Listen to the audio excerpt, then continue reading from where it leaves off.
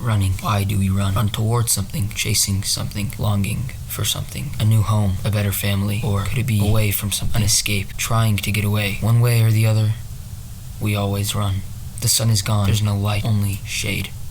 Darkness, creeping, seeping through the gaps of the trees where there used to be gleaming sunlight. Panting, gasping, breathing, in, out, it's heavy. The weight is heavy, eyelids are heavy, legs are heavy. Each step we take in this world, heavy.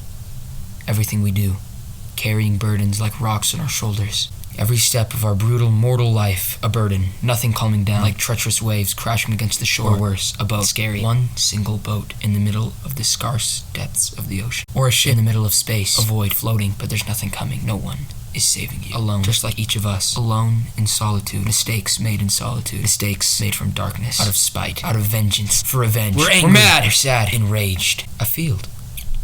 The clearing in the middle of trees.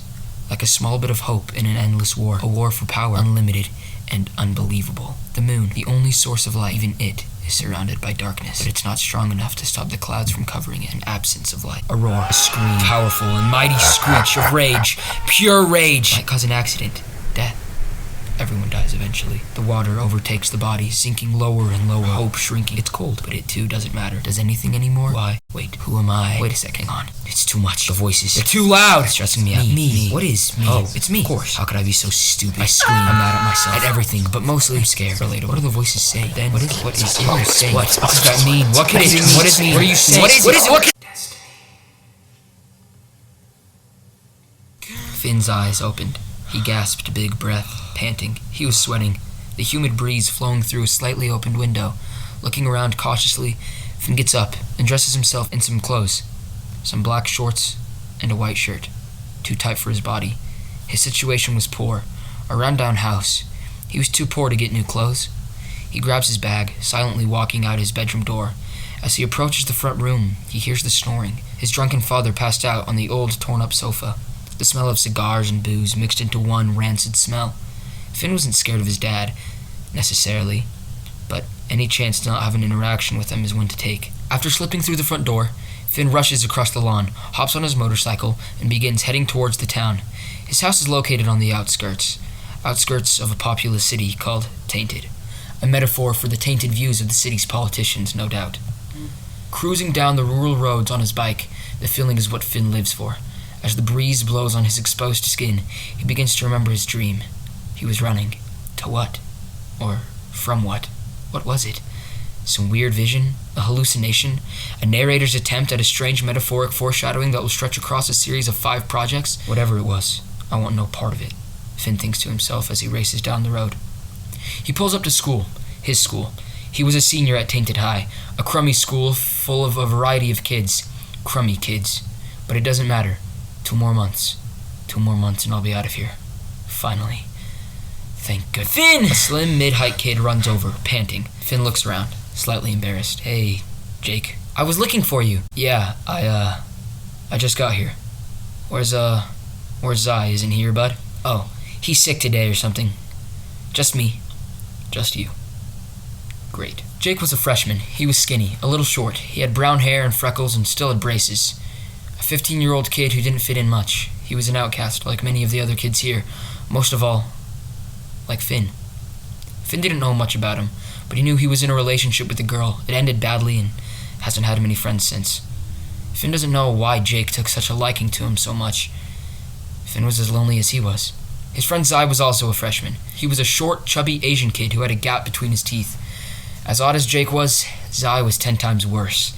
Yet, he had a sort of goof to him that made him a likable, wholesome kid.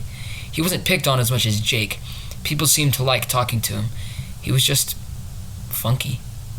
The bell rings and the 2 part. Finn looks back to see Jake slowly walking to his class. He trips, but gets up. Finn turned around, walking right into her, Jessica.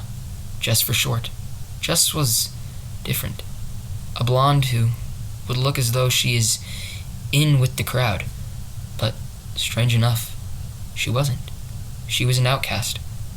Not as much as Finn or Jake. She had friends. Heck, the entire school was her friend. Everyone knew Jess. She didn't gossip or pick on anyone. She was tough and could hold her own. She had gotten into more fights than Finn. But she was also smart. Very smart. And pretty.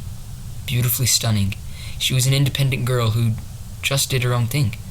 Someone like her was rare, especially in a place like Tainted High. Her eyes. Oh, wow. Sorry about that, Finn. No, that's my bad. I wasn't looking where I was going. Well then, look better next time. Will do. The late bell rings and Jess giggles again. Okay, bye-bye, Finn. See ya, Jess, Finn says to himself as she quickly leaves. Finn was in no rush to get to class. It was pointless. He already knew he wasn't going to college. Even if he had applied, he wouldn't have enough to even buy a single textbook. At least I'll graduate. But what from there? Where do I go? What do I do? It's pointless. Lunch arrives and Finn walks out into the school courtyard. Hey, Finn! Look who showed up! Jake shouts from across the courtyard. Kids silently laughing to themselves. Finn looks across to see Jake sitting in the back on a patch of grass against the wall with Zai sitting next to him. He slowly walks over and takes a seat on a rock as the two kids munch on their peanut butter and jelly sandwiches. Finn looks around and some time passes. Zai has gone to play football with some seniors. He notices Jake, with his eyes caught across the courtyard. As Finn struggles to see what he's looking at, he finally realizes. A girl. Jake's girl. Catch you lacking? What? Oh. You noticed. How could I not? Your eyes are practically glued to her. My bad. Finn breathes in, looking around, thinking of something to say. Look, man, it's rough, I know. If navigating women was a class, it'd be the hardest one. Too bad they don't teach it, yeah. Too bad. Too bad, so sad. That's how it is. But you move on. How? Let your mind take you elsewhere. Where does your mind take you? Far away. Look, man, what? 16? 15? Even better. You got all the time in the world to find the girl that's right for you. If that's her, you'll know. Yeah? Yeah, man. Thanks, Finn. Don't mention it. As the bell rings, marking the end of lunch, kids begin to pack up their things. Finn stands up and offers his hand to pull up Jake. Jake takes it, smiles, and stands up. The two walk away, back into the school. The school day ends, and the minute hand reaches the 12. Finn rushes outside and straight to his bike. About time, Finn thinks. Suddenly, he hears the voice from his dreams. Destiny. What? He hurries and puts on his helmet, hops on his bike, and rides away. As he does, the skies darken. The clouds cover the sun, and everything, suddenly.